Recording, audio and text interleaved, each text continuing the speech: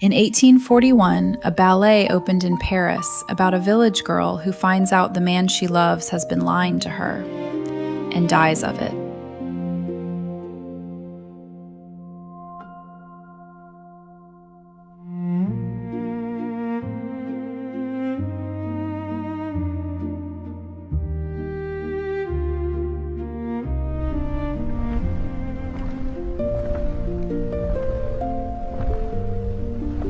Los ballets de mi vida.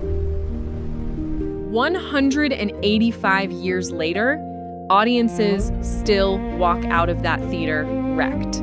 That's the strange part. Dozens of ballets were made that same decade. Most of them are gone. Not just unpopular gone, this one survived, disappeared, came back from the dead. And it still ruins people. I want to talk about why, and I want to tell you what I see in it, which is not what you'll read in the program notes. Paris, June 28, 1841. The Salle de Pelletier. Following the custom of the time, the evening didn't even begin with the new ballet. The audience first sat through an act of a Rossini opera. The ballet came after. On stage, a 22-year-old Italian dancer named Carlotta Grisi. It was her birthday. It was her birthday. She turned 22 that exact night and spent it becoming the most famous ballerina in Europe. The story had come from a poet.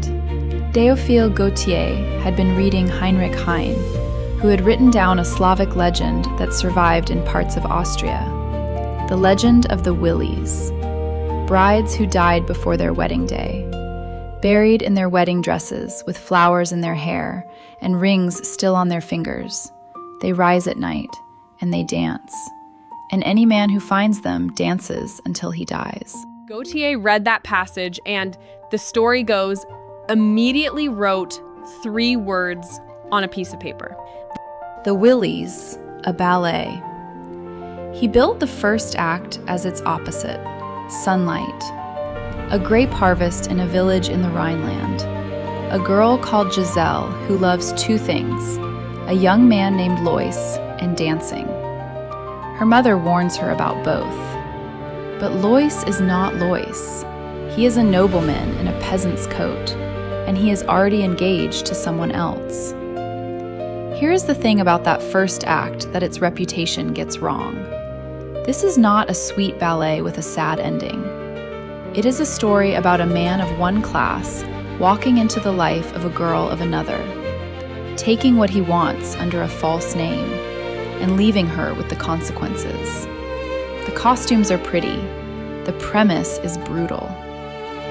There's one more piece of ugliness, and it's off stage. The dances Grisi performed that night, the ones that made her, were built for her by Jules Perrot, her teacher, her partner. Everyone in Parisian ballet knew it. Coralli, the company's ballet master, admitted it. Perrot's name was not on the poster. So she finds out in front of the whole village. So she finds out in front of the whole village, in front of the woman he's actually going to marry. Giselle finds out who he is. And what happens next is the most famous 4 minutes in the ballet repertoire. A scene so demanding that it's been compared to what Hamlet is for an actor. That comparison comes from Cyril Beaumont, who wrote the definitive study of this ballet. But here's what almost nobody points out about it. It's called the mad scene. And it is mostly not dancing, it's mime, it's acting. The ballerina comes down off her technique and stumbles. She picks up the sword. She retraces the steps she danced with him earlier. Wrong. Out of order. Like someone trying to remember the shape of a room in the dark. Some productions have her turn the blade on herself, Others have it pulled from her hands. Some let her die of a failing heart her mother warned her about. The ballet doesn't insist. That choice has been left open for 180 years. And every ballerina answers it herself. Which is why dancers talk about this role the way actors talk about the great parts. The music is fixed. The frame is fixed. What happens inside it belongs to whoever is standing there. This wasn't the first mad scene on a ballet stage. There had been another one, Nina, revived in Paris the year before. Gautier himself had written about it, comparing that performance to Ophelia. Madness on stage was in the air. Paris had discovered Shakespeare's Hamlet a decade earlier and never quite got over it. But Nina wasn't danced. Hamlet wasn't danced. Giselle is. And that is the thing that makes it hurt. Everywhere else in this ballet, dancing is how she says what she means. It's her entire vocabulary.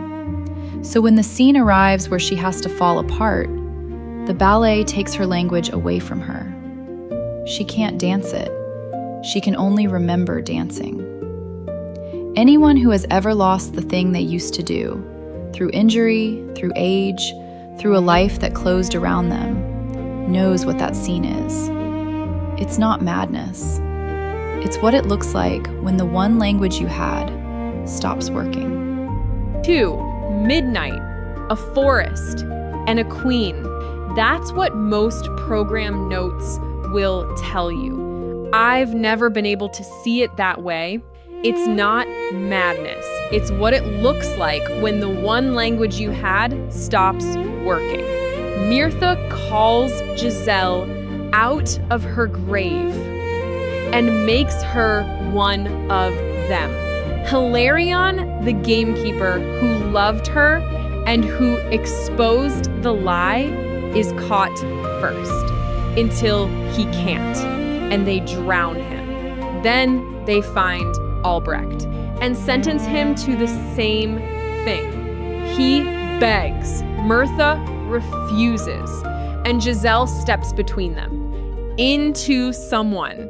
They are women who were interrupted, stopped, before they got to become whoever they were going to be. And so they dance forever. All night, every night, and it changes nothing. Mirtha isn't hatred. Mirtha is the rule that everyone must be identical. Watch what she actually does. She absorbs. Everyone in her forest moves as one body, in the same white at the same time. She doesn't want revenge so much as she wants sameness. And what Giselle does when she steps in front of Albrecht isn't sweetness, it's disobedience. She is the only one in that forest who is still a person. She breaks the line. And the ballet is explicit about the consequence. By refusing, she is not turned into one of them. She keeps herself. Which means the two acts aren't opposites at all. The heat of the first and the terrible stillness of the second are the same thing in two states. A life that wanted to be lived, burning, and then frozen. I love the wilis. I have always loved them more than I love the love story. And it took me a long time to understand why. I know that forest. A lot of us do. Anyone who came to something late, or quietly, or alone. Anyone who has practiced in a room with the door closed and no audience on the other side of it. And that is why Giselle's last act moves me the way it does. Not because she forgives a man. I don't especially care whether she forgives him, because she refuses to disappear into the line. Because in a forest built to make everyone identical, she stays herself. This ballet almost didn't survive to tell us any of that. In 1868, it dropped off the bill in Paris, out of fashion, finished. It stayed gone for 42 years. What kept it alive was Russia, French ballet masters who had emigrated, Perrot first, then Marius Petipa, who rebuilt it at the Mariinsky, and whose version nearly every production still descends from. And in June of 1910, the Ballet Russe brought it back to Paris. Tamara Karsavina danced it. Nijinsky was Albrecht. A ballet about women who refused to be forgotten. That nearly was. So why does it still hurt? Not because a girl dies of a broken heart. Ballets are full of girls dying of broken hearts, and almost none of them survived. It hurts because it puts 100 women in white on a stage and asks you to look at them properly. And if you do, you notice they aren't monsters. They're everyone who ran out of time. And one of them stands up. If you've never seen it, see it. And watch the second act with the queen in mind, not the lovers. I'll see you next time.